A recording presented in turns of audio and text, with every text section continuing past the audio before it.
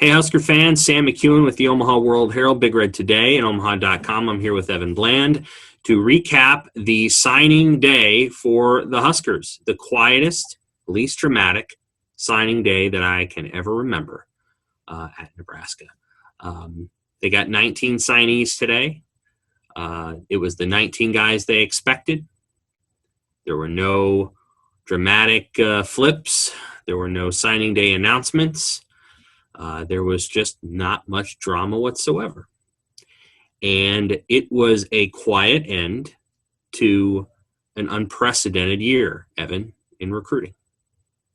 It was, Sam. Yeah, you really sold the exciting nature of the day. It was just kind of a little period at the end of what's been a weird year. I mean, you think about what's happened with these guys since COVID hit the United States and the shutdowns hit in mid-March. I mean, no one took official visits. No one had summer camps. No one went through in-person evaluations.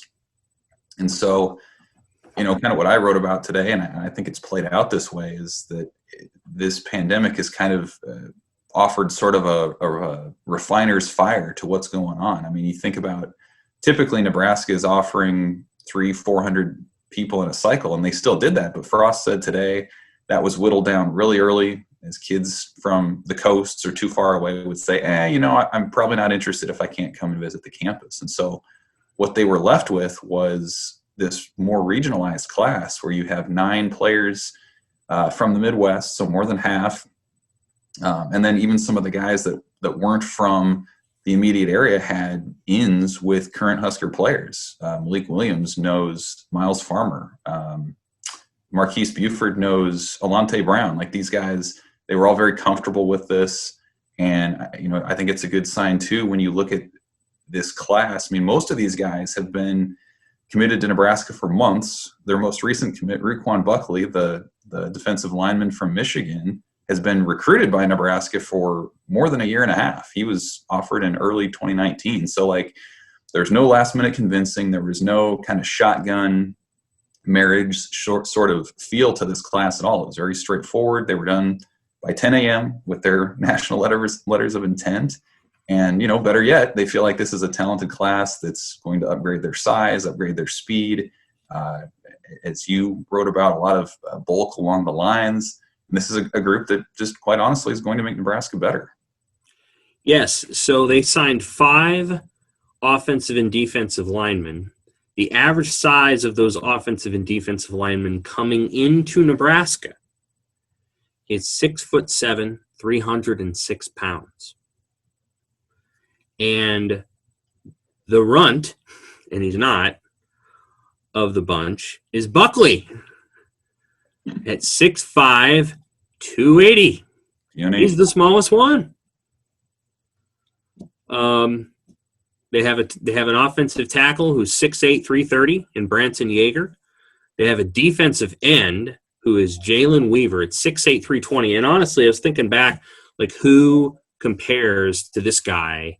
And the only person I could really think of was Patrick Kabongo, who was, I don't know if you remember him, but he was 6'6", 320, and he was huge. He was one of the biggest players, and we're talking defensive players. He's one of the biggest ever. And I think Jalen Weaver kind of fits into that set of size profile. He's more like an offensive tackle, but he's playing defensive end. So Nebraska got some giant human beings. This is probably about as big of a football team as they've ever had. Because if you go back and look at the Nebraska offensive lines in the 70s and the 80s and the 90s, a lot of those guys were smaller, quicker, sort of aggressive linemen. This is a huge unit. And it looks more and more like the Big Ten offensive and defensive lines that we're used to. They're getting closer to what Minnesota and Michigan State and maybe not Iowa. Iowa's a little quicker and a little smaller because of their zone scheme. But certainly Ohio State's offensive line is giant. It's the biggest offensive line probably in college football. So you can see what's happening with this team. That piece, I think, is becoming more and more of an identity. They're going to get big guys who can block the run and big guys who can slow it down. and I think you're seeing that identity emerge. They spent a lot of guys in this class on offensive skill. So they signed 19 players in the class. They signed 6 pass catchers, 3 receivers, and 3 tight ends, a running back in Gabe Irvin, and a quarterback in Heinrich Harburg. That's a lot. That's a lot sort of focused on what accounts for 4 or 5 guys on the field at any time. It's a lot. It's a lot in a recruiting class. Did anything stand out to you about those particular 8 guys? In terms of the skill guys, I mean, Yeah, I'm a big Irvin guy. I think he gives them a different element in the run game than they've had, more of a power element. The receiving group's interesting, and we've talked about this a little bit, Sam, but it's almost you almost feel a little bit gun shy with some of these guys because of how the previous couple of cycles have panned out for Nebraska at that position, where, from the 2019 class, I mean, most of those guys we still haven't heard from, even with kind of the shallow Wandale position. Robinson, right? He's great, but outside of that, Other than that, yeah. But then the 2020 class had, what was considered to be a top 5 type receiving unit, and that's been decimated by injuries and different things that have gone into that too. So, I think Sean Hardy's been an interesting player, but it's just you don't really know because of how they've developed that position previously. I think Harburg is the kind of guy that Nebraska feels like it can mold. He has the speed, he has the big arm, and that staff feels like it can work on the footwork and the throwing motion and kind of the reading of the defense and things like that. So, yeah, I mean, it gives you some depth. It's, as we all know, Nebraska's offense just hasn't found it this year for whatever reason, and adding some more depth to that and some more guys certainly can't hurt. yeah, I agree. I think it's going to be interesting. A couple more things on the defensive side of the ball. Nebraska really did not recruit. They had a guy committed in Patrick Payton, who you would say is an elite outside linebacker pass rusher. But outside of that, they didn't necessarily get that player, at least who's like officially designated as an outside linebacker. I think it's still a concern for this program because they haven't really nailed that yet. And I still don't think it's a great pass rushing team. And I think one of the reasons that Nebraska runs the defensive scheme on the back end that they do is because they can't get home. Now, maybe they disagree with that, but we saw them try to do some of the aggressive man-to-man stuff in 2018, and they didn't get home. And this year, they're much smarter and safer about the way they're doing things, and they're not getting beat for these giant passes. But I think the other piece is you're trying to generate coverage sacks because you don't have a guy that can just go get a sack. They don't have that guy. So I think that's concerning. But the linebacker group that they got is big. So it's a big group of players. It's an interesting group of players. I really happen to like 2 of them a lot, but what do you think of it? Yeah, I mean, Scott Frost said it today too. He felt like that was a group that could play inside, play outside, had a lot of versatility. We've talked about Randolph Kapai as a guy who has really opened up a lot of eyes, I think, this fall with a lot of just kind of wrecking havoc. He's had a lot of tackles, a lot of turnovers type things. He's a guy, good player, who's pretty interesting. He's the one that stands out to me. Bayer, he's a linebacker as well. Yes. Oh yeah, and a good one. He's your guy.